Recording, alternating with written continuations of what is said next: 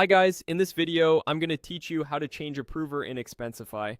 We'll walk through the new Expensify interface and update who approves expenses for a given person or group. Make sure you're signed in with access to manage your company's workspace, since approvals live at the workspace level. Start by opening the new Expensify site. This guide uses the new Expensify layout, so if your screen looks different, switch to the new experience first. Once you're in, look to the left-hand navigation and select Workspaces. If the sidebar is collapsed, expand it so you can see all options.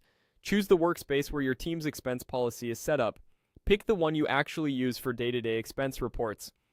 Inside that workspace, head to the Workflows section. This is where you control how expense reports move from submitter to approver. Select Ivaman Add Approval Workflow.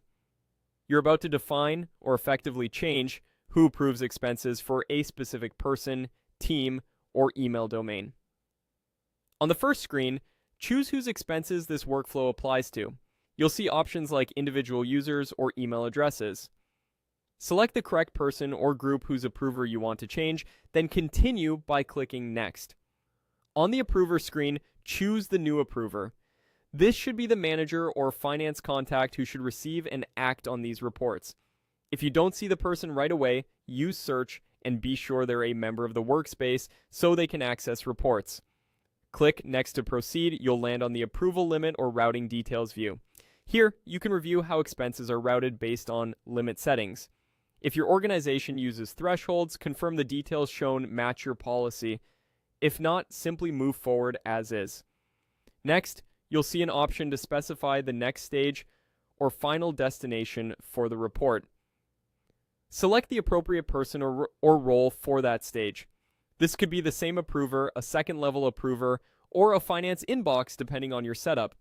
Confirm your selection when prompted so the workflow captures your updated routing. When everything looks right, select Add Workflow to save. That's it. The approver is now changed for the submitter you specified. Going forward, any new expense reports from that person or group will route to the new approver you chose. A quick tip: if you manage multiple teams, repeat this process for each group that needs a different approver, and keep names and roles consistent so it's easy to maintain. If you need to adjust later, return to Workflows in the same workspace to edit or remove the workflow you added.